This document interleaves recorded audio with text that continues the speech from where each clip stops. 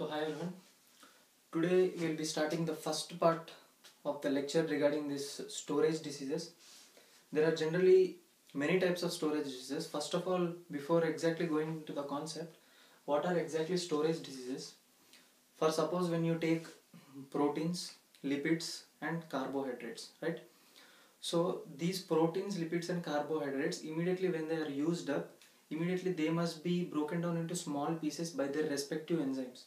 For suppose when proteins are used up, proteins must be broken down into small pieces by proteases. In the same way, lipids must be broken down by lipases. In the same way, carbohydrates by their respective enzymes. If these enzymes are not working properly, or if there is a deficiency of these enzymes, automatically these proteins, lipids and carbohydrates will be accumulated within the cell, and they cause many toxic symptoms for the cell. And finally the cell undergoes necrosis, or also called as cell death. Finally it leads to cell death. So when cell undergoes necrosis, obviously the entire tissue undergoes necrosis. When the entire tissue undergoes necrosis, then the total organ is affected. So that's what called as the storage diseases. Storage diseases are mainly classified into three types. The first type is protein storage diseases, that is the proteoses, and the second type is the carbohydrate storage diseases. For suppose glycogen is stored in the cells, right? So this we call it as uh, glycosis, right? Glycogenosis. And the third type is the fats. We call it as lipidosis, right? So the first type we are going to discuss about the proteinosis. So these storage diseases are more important because in many of these exams they mainly ask what is the deficiency enzyme of this so and so disease. So we'll be discussing each of them in detail now. Coming to the proteases, it's not that important to discuss each and everything in detail. Just we need to remember the deficient enzyme and the organ that is affected. That's it, right? So proteinosis, there are three types of proteinosis. One is cystinosis, one is tyrinosis, and another one is phenylpyruvic oligophrenia, right? So a small mnemonic to remember these three types of proteinosis are, when you spell the word proteinosis, mainly you hear P and T and S, something like that. S, proteinosis, right? S, T and P. So here P stands for phenylpyruvic oligophrenia, T stands for tyrinosis, S or C stands for cystinosis, right? So we'll go with the first type of proteinosis, that is cystinosis. You know there is an amino acid called as cysteine. So what happens in cystinosis is that this cysteine amino acid gets settled under the surface of the skin or under the eyes or in the liver, in the spleen, in the kidney, and cause damage to those organs, or may also enlarge those organs. So this is a type of pathology that is observed in this cystinosis, right? And there is no enzyme that is related with this cystinosis. Next, tyrinosis. Same as cystinosis, we find tyrinosis, that is tyrosine amino acid, right? This tyrosine amino acid, due to the deficiency of tyrosine aminotransferase, this tyrosine amino acid gets accumulated in the liver, in the spleen, in the liver, kidney, bones, and one more organ, that is the spleen. It is spleen, right? So the deficient enzyme in proteinosis for tyrinosis is tyrosine aminotransferase. And next, phenylpyruvic oligophrenia, and the deficient enzyme for this is phenylalanine 4 hydroxylase. So when this enzyme is deficient, then this phenylpyruvic oligophrenia will be accumulated in the central nervous system, blood, urine, skin and muscles, right? In the same way, when this enzyme is deficient, the tyrosine amino acid will be accumulated in liver or stored in the liver, kidney, bones and cause damage to those organs, right? So this is what you need to remember regarding the proteinosis. Now next we'll go for lipidosis, in which the spaces are occupied, or the cells are occupied by the lipids, right? So regarding the lipidosis, it is really a very lengthy topic. So we'll be discussing only one type of pathology, one type of disease in the lipidosis, and in the remaining videos we'll be discussing the remaining types of diseases.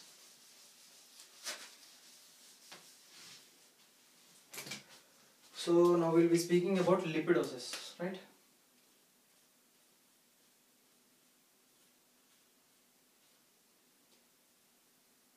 In simple terms, we can call proteinosis as protein storage diseases, lipidosis as lipid storage diseases, glycogenosis as glycogen storage diseases. So coming to the lipidosis, there are quite many. For suppose the first and the most important disease, and one more thing is that what are the diseases which I am going to tell in the lipidosis are the most commonly asked MCQs from this point of concept. So first it is Gaucher's disease. Gaucher's disease. And other name for this Gaucher's disease is cerebroside lipidosis. Right? Gaucher's disease are also called as cerebroside lipidosis. And the second one is Niemann-Pick disease. Niemann-Pick disease, right? And the other name for this is sphingomyelin lipidosis, right? Niemann-Pick disease is also called as sphingomyelin lipidosis. And third one is Tay-Sachs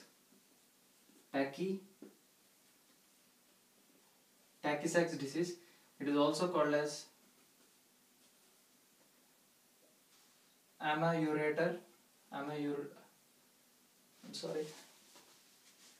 Tay-Sachs disease is also called as amaurotic idiopathy.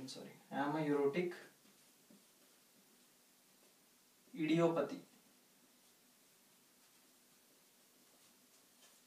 Right? Tay-Sachs is also called as amaurotic idiopathy. And final disease after this first one is called as the Gaucher's disease, which we also name it as cerebroside lipidosis. And next Niemann-Pick, also called as sphingomyelin lipidosis, and Tay-Sachs, which is also called as amaurotic idiopathy. And final one is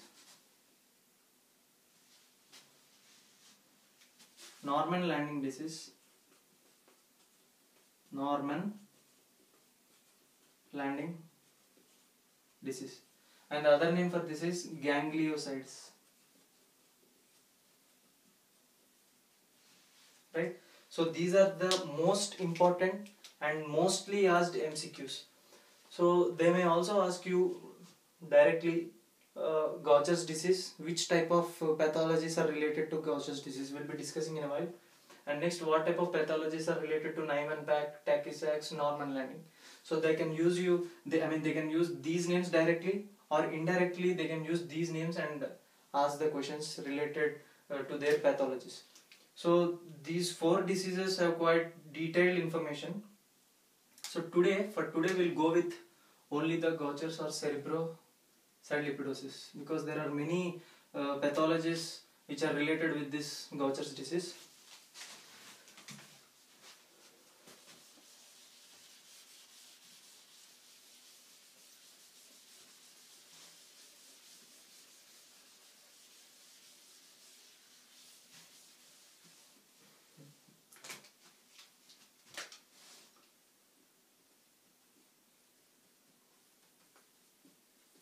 Gaucher's disease, which is also called as cerebroside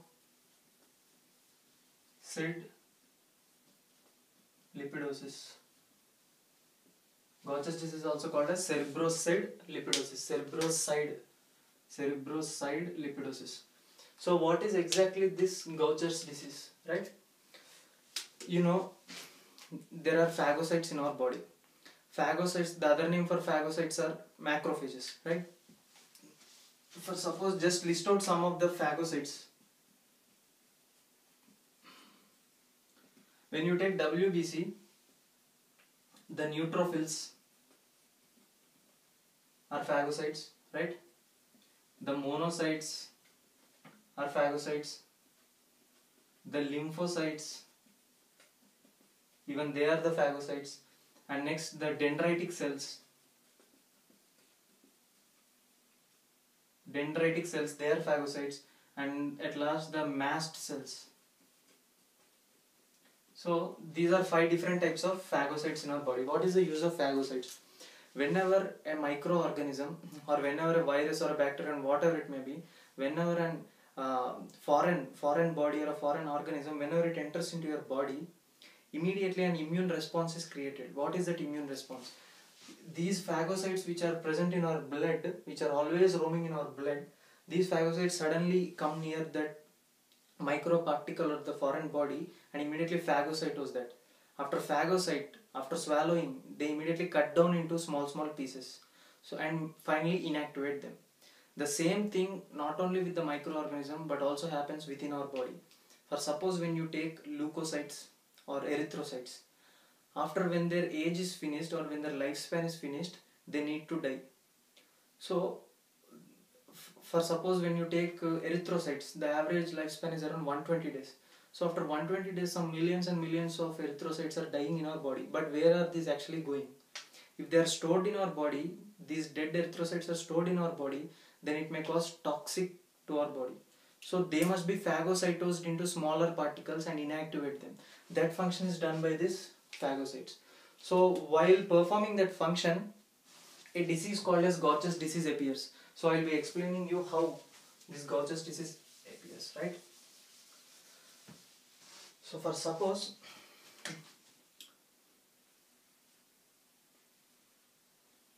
this is your phagocyte in your body, right?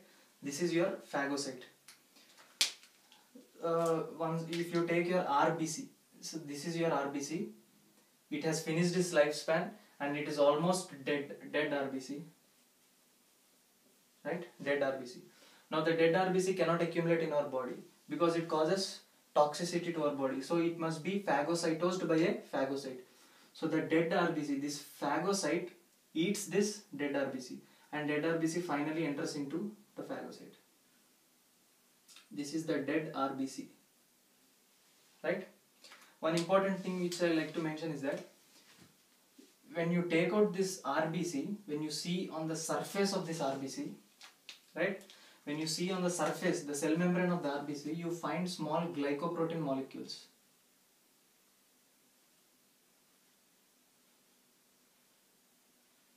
Right? The name of this glycoprotein molecule is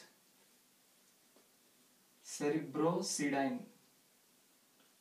or cerebrosid. Simply we call it as cerebrosid molecules. These are the glycoprotein molecules which are located on the surface of RBC, and not only on the surface of RBC, they are also located on the surface of leukocytes.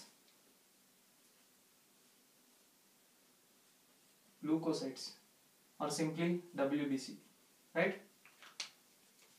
On the surface of leukocytes also there is, the membrane is made up of glycoprotein which contains a substance called as cerebroside.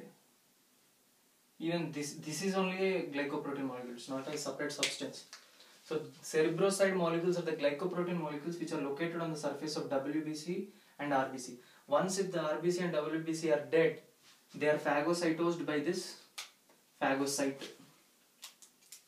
So this is the phagocyte.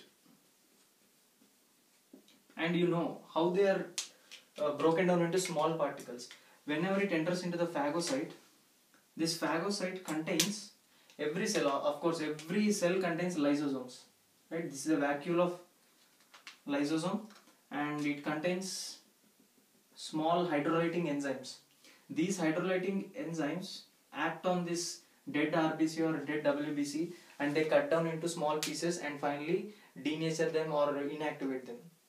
What the exact thing that is happening is, to break down or to completely deplete this cerebroside, we need an enzyme called as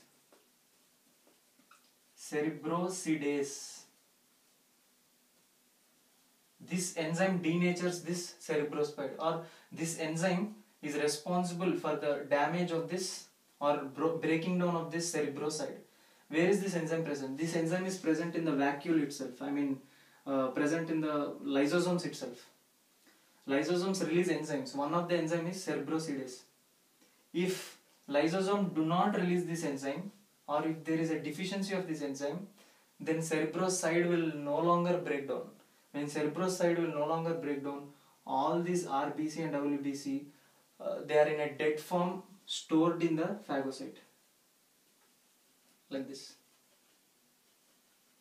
They are not broken down into small particles because there is no cerebrosidase enzyme. Due to the deficiency of this enzyme, cerebroside will never break down, and when cerebroside will never break down, these RBC and WBC are also not broken down, and they remain within the phagocyte itself. So as more and more RBC and WBC are phagocytosed by this phagocyte, finally the size of the phagocyte increases, right?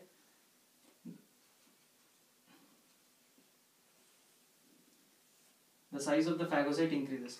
Now the phagocyte is with abundant amount of RBC,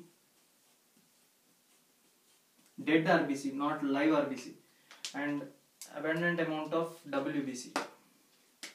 This is RBC and even abundant amount of WBC, right? So this swollen phagocyte, due to the presence of this glycoprotein called as cerebroside, due to the presence of this glycoprotein in this phagocyte, the phagocyte has gone swollen out. So this phagocyte is named as Gaucher. Gaucher cell. This phagocyte is named as Gaucher cell, or this phagocytic cell is given a name called as Gaucher cell. That is how Gaucher's disease has originated exactly. So now we will discuss, only one thing you need to remember along in this total Gaucher's disease is that what is the deficiency that causes, which deficiency of the enzyme causes Gaucher's disease? That is cerebrosidase, right? Cerebrosidase deficiency causes Gaucher's disease. And the second thing you need to remember is the symptoms, and now I will be going to explain the symptoms of this.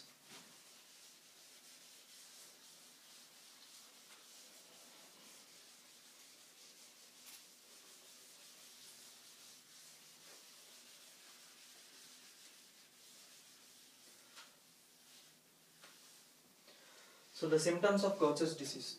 Generally the symptoms of Gaucher's disease are many. So for simplification purpose, I have divided the symptoms according to the systems in our body, right? So the common symptom which you need to remember is fatigue. This is the common symptom in the Gaucher's disease. What is exactly fatigue? There will be no ability for a person to stand. The muscle becomes weak, and simply the person has don't even have any stability to stand or walk, right? That is called as fatigue. And simply is getting fatigued for each and every reason. So that is the reason we need to diagnose for this Gaucher's disease, because Gaucher's disease may be lethal to the health, right? Generally, if we take out the abdomen into consideration, the symptoms are as follows.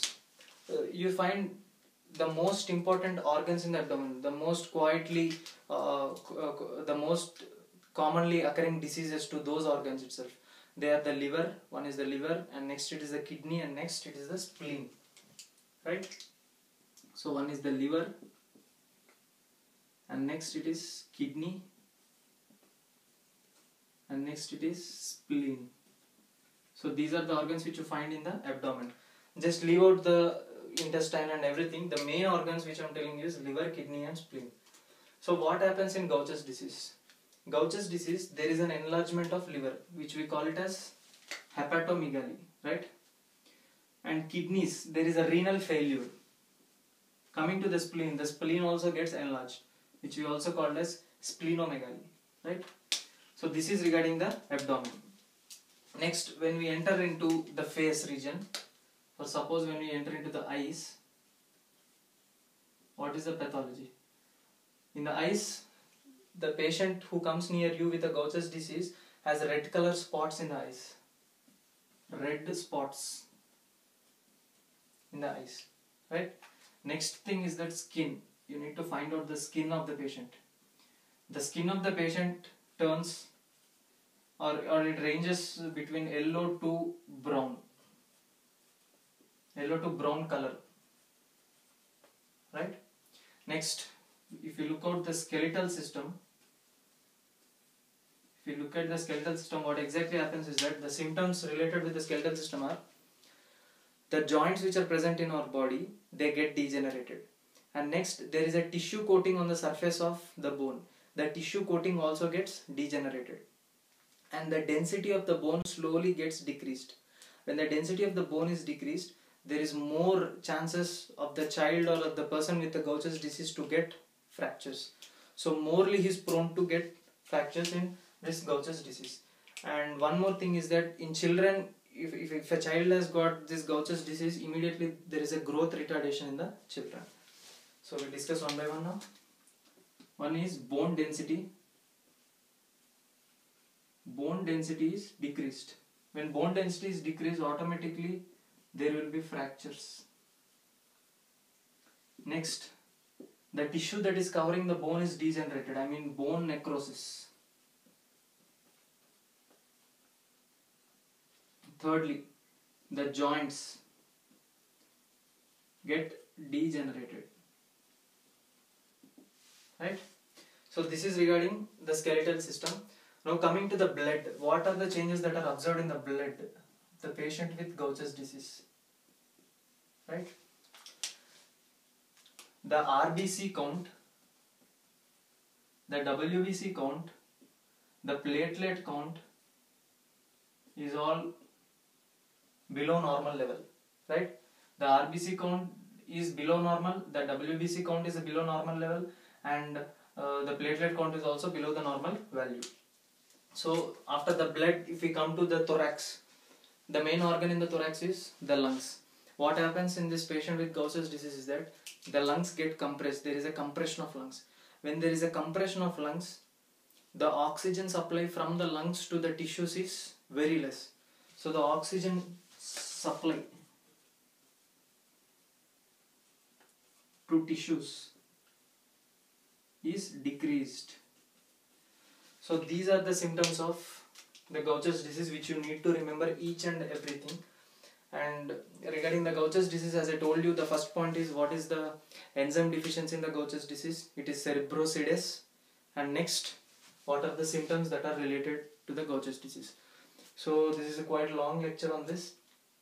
The next disease is Niemann-Pick disease, and after that we'll continue after completing of these all storage diseases, I mean the lipidosis, then we'll enter into the glycogenosis.